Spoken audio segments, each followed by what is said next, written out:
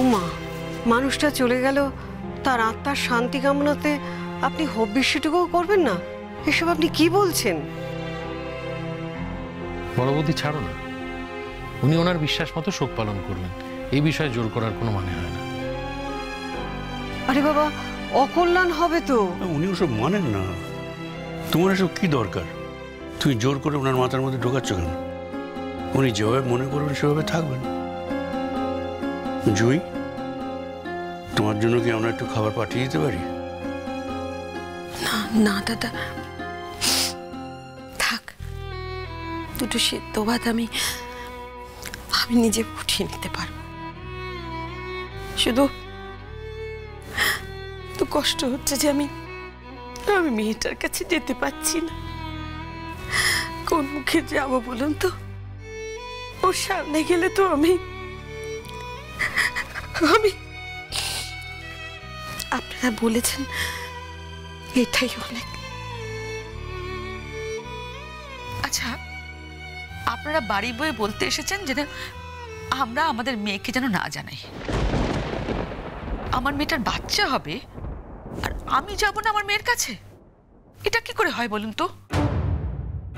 না না, আমরা তো যেতে না করিনি। হ্যাঁ, কিন্তু গিয়ে দাঁড়ালে তো আমাকে কথা বলতেই হবে। তাহলে বরং আপনি যাবেন না। না, এটাও আপনি জোর করে বলতে পারেন না। আমার মেয়ের বাচ্চা হবে, আমি যাব কি যাব না এই ব্যাপারে আপনি ডিক্টেট করতে পারেন না।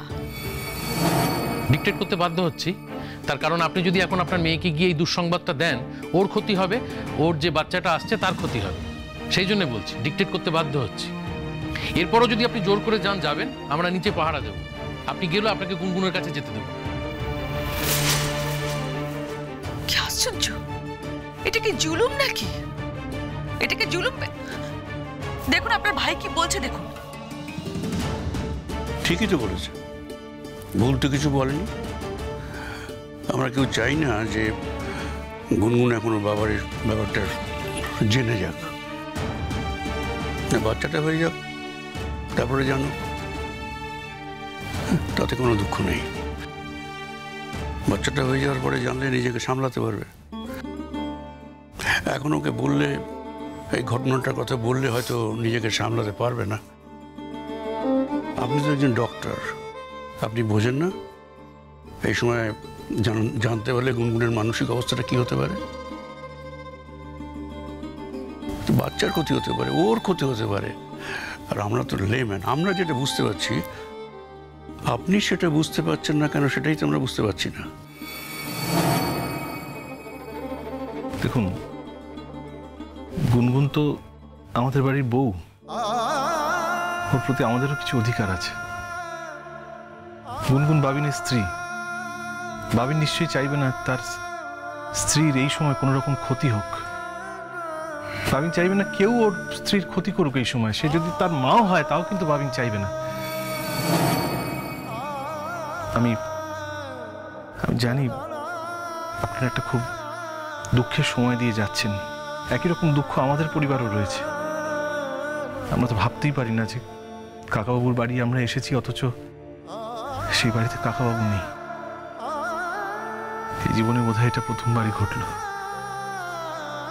হ্যাঁ, তাই সব দিক বিবেচনা করেই বলছি আন্টি, আপনি এখন যাবেন না গুনগুনের কাছে। আপনি হয়তো ফোন করে বলতেই পারেন, সেটা বোধহয় ঠিক হবে না।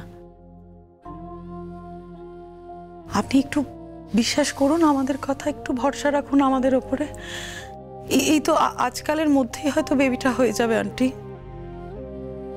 তারপর না হয় আপনি গিয়ে সবকিছু জানাবেন, সবকিছু বলবেন গিয়ে। বলা তো আর পালিয়ে যাচ্ছে না। আর গুনগুন যদি চায় ওর ড্যাডির কাজ করবে, ও নিশ্চয়ই করবে। আমরা কেউ ওকে কখনো বাধা দেব না।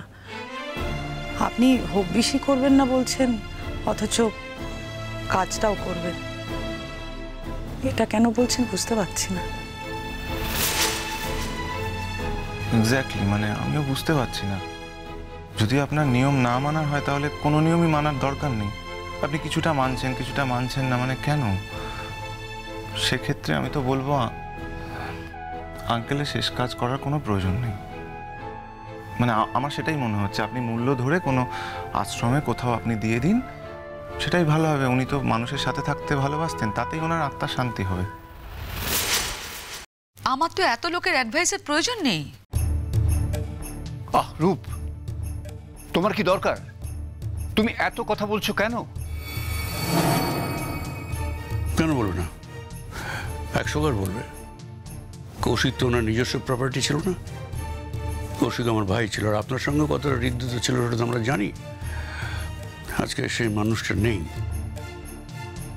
কিন্তু উনি যদি এখন এই কথাগুলো অ্যাকসেপ্ট না করেন, উল্টে 4টে অপমানজনক কথা বলেন, তাহলে তো সেটা আমাদেরও শুনতে খারাপ লাগবে।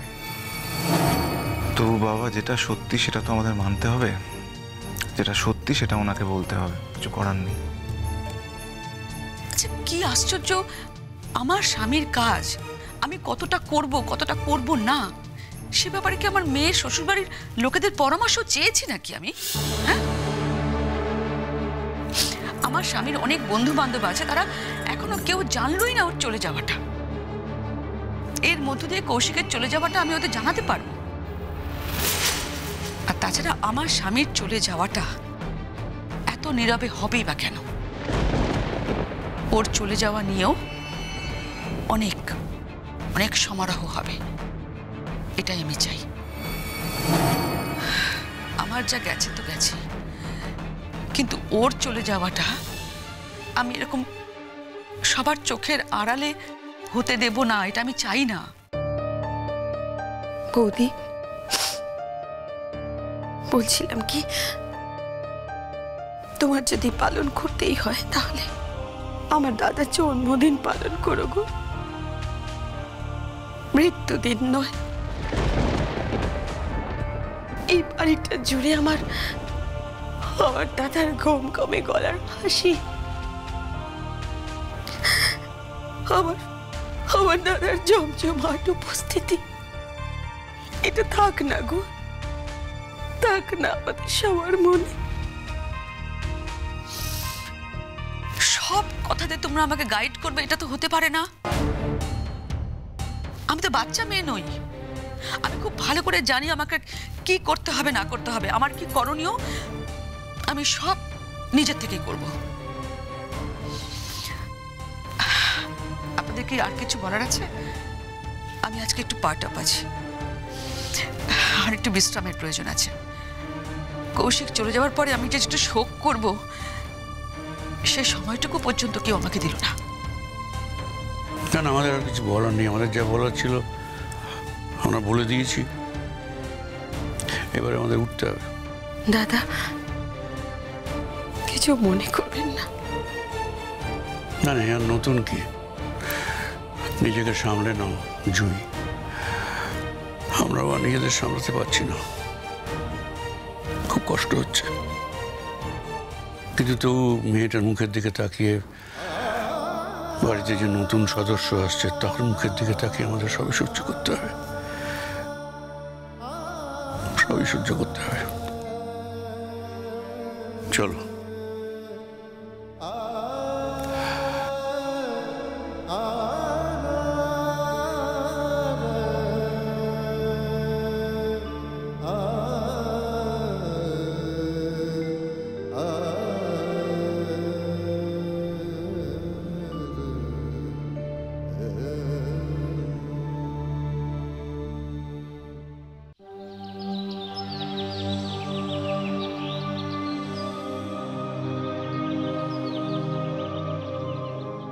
কি খবর বলো?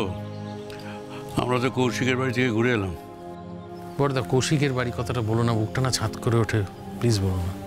আমার কাছে তো ওটা কৌশিকেরই বাড়ি। আমি বলছি যে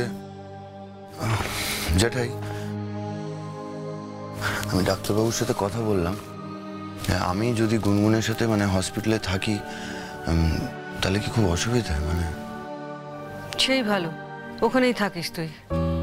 ও বাবিন, বলছি ডাক্তারবাবুরা কি বলছেন, মানে এর মধ্যেই হবে নাকি? হ্যাঁ, ডাক্তারবাবু বলেছেন যে আজকালের মধ্যেও হয়ে যেতে পারে, তাই বাড়িতে না পাঠিয়ে হসপিটালে রাখলেই ওর মনিটরিংটা ভালো হবে আর কি। তাহলে তুমি চলে এলে কেন সোনাদা? আরে আমি এলাম মানে সবাইকে জানাতে হবে তো, তোমরা চিন্তায় থাকবে তাই। না না, তাহলে তো আমাদের থাকতে হবে ওখানে, মানে পালা করে করে আমাদের থাকতে হবে, একা তোকে রাখা যাবে না। না সে তো যাবেই না। আর যেটাই আমি একটা রুম বুক করে রেখেছি বুঝলে, মানে আমরা সবাই মিলে যাতে আসা যাওয়া করলে থাকতে পারি। বেশ করেছো। কি অবস্থা হয়েছে মেয়েটার, কি দুর্যোগ যাচ্ছে ওর ওপর দিয়ে। এমন বিপর্যয় মানুষের হয়। তুমি ওকে কিছু জানাওনি তো? না না, জানাবো কি করে। আচ্ছা বলছি, ওর মায়ের সাথে যে কথাগুলো বলার ছিল বলেছো তোমরা? গুনগুনের মা কি এক কথার মানুষ? শোনে নাকি কোনো কথা? আমরা কত করে বললাম, বোঝালাম, বললাম গুনগুনের বাচ্চা হয়ে গেলে ও বাচ্চা নিয়ে বাড়িতে আসুক, তারপর নয় আপনি গিয়ে বলবেন। কিন্তু বাচ্চাটা হওয়ার পর আমি তো ওকে ওই বাড়িতে পাঠাতে চাই না।